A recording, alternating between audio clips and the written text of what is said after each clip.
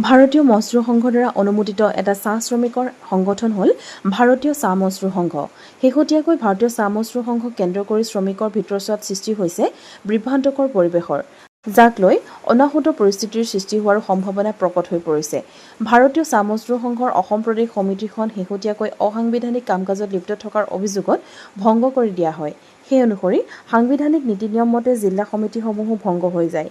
কিন্তু গোলাঘাট জিলাকে ধৰি একাংশ পূৰ্বৰ জিলা সমিতিয়ে নীতি বহিৰ্ভূতভাৱে কাম-কাজ অব্যাহত ৰাখি শ্ৰমিকৰ মাজত বিৰূপ প্ৰভাৱৰ সূচনা কৰাৰ অভিযোগ উত্থাপন হৈছে।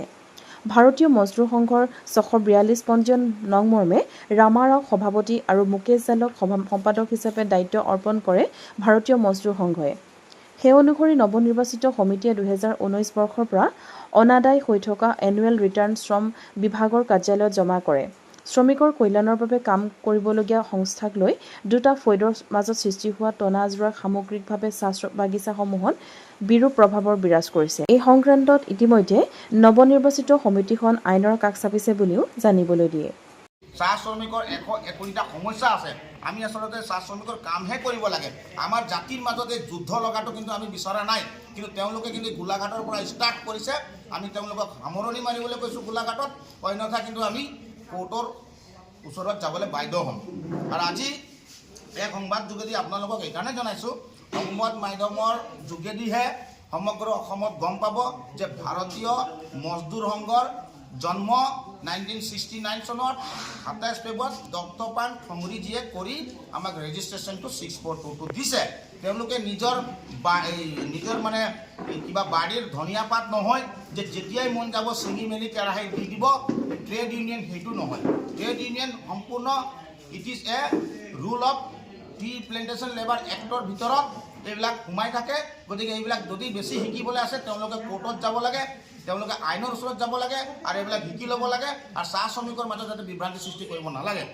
আৰু আমি তেওঁলোকক এটা কথাই সকীয়াইছোঁ, তেওঁলোকে যাতে ভৱিষ্যতে চাহ শ্ৰমিকৰ মাজত পুনৰ যাতে আহি এই বিশৃংখলা সৃষ্টি নকৰে, অন্যথা কিন্তু আমি প্ৰশাসনৰ কাষত নতুবা আমাৰ ৰাইজৰ মাজত তেওঁলোকে কিন্তু অপমান হোৱাটো নিশ্চিত আছে। আৰু অসম চৰকাৰক আমি ধন্যবাদ দিব বিচাৰিছোঁ একফালৰ পৰা, যি যোৱাকালি যিটো আমি চাহ শ্ৰমিকৰ বাবে ভাৰতীয় চাহ মজদুৰ সংঘৰ তৰফৰ পৰা আমি ধন্যবাদ দিছোঁ। 5,000 যিটো এককালীন সাহায্য দিছে, আমি আচলতে অসম চৰকাৰক ধন্যবাদ দিছোঁ। আৰু ৰেচন কাৰ্ড থকাসকলৰ দামত যি মচুৰ দাল 25 টকাৰ দামত যিটো পাব 1 কেজি, সেইটোকো ধন্যবাদ দিছোঁ। আৰু চেনি 20 টকাত পাব।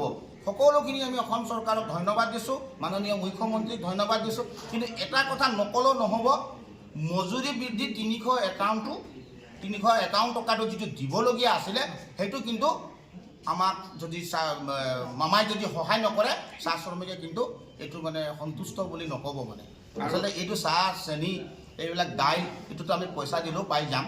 গতিকে মজুৰি বৃদ্ধিটো মামাক আমি অনুৰোধ কৰিছোঁ, মুখ্যমন্ত্ৰী আমাৰ ডাইনামিক মুখ্যমন্ত্ৰীক অনুৰোধ কৰিছোঁ যাতে এই মজুৰি বৃদ্ধিটো যাতে এই ইলেকশ্যনৰ পূৰ্বত যিটো 26 আহি আছে, 26ৰ পূৰ্বে যাতে এইবিলাক চাফা কৰি দিয়ে। মামাৰ লগত আমিও আছোঁ আৰু আমিও সমৰ্থন আগবঢ়াই আছোঁ, বঢ়াই থাকিম। আৰু এটা কথা, যিহেতু গোলাঘাট জিলাখনৰ হাতী মানুহ, এইটো বহুত দুখৰ কথা। আজি হাতী মানুহৰ সংঘাত কোনো নতুন কথা নহয়। মানুহ মৰিয়ে আছে, হাতী অনিষ্ট কৰিয়ে আছে, দিনে ৰাতি হাতী আমি চায়ে আছোঁ। আমি মানে হাতী মানে এনেকুৱা হৈ গৈছে আজিকালি এই চাহ গছৰ তলত থাকিবলগীয়া হৈছে। এই জংঘল এৰিলে, জংঘলটো নায়েই, কাটি মেলি তহিলং কৰিলে। চাহ গছৰ তলত আছে, বাগানত আছে। আমাৰ মানুহ পাতো ছিঙিবলৈ অসুবিধা পায়, কলম কাটিবলৈ অসুবিধা পায়। কিন্তু হাতী মানুহৰ সংঘাতৰ ফলত কিন্তু বাজেট এটা কিন্তু জৰুৰী আছিলে। কিন্তু এইটো তাৰমানে বহুত মানে এটা ডাঙৰ সমস্যা গোলাঘাট জিলাত নপৰাৰ কাৰণে আমি কিন্তু এইটো দুখ পাইছোঁ। মহোদয়ক অনুৰোধ কৰিছোঁ যাতে এই বিষয়টো গুৰুত্ব সহকাৰে বিবেচনা কৰি যাতে এই বাজেটত নেক্সট হ'লেও অন্তৰ্ভুক্ত কৰি আমাক সহায় কৰিবৰ কাৰণে গোলাঘাট জিলাত আমি অনুৰোধ জনাইছোঁ। নিউজ ডেস্ক ৰিপৰ্ট, দৃষ্টিকোণ।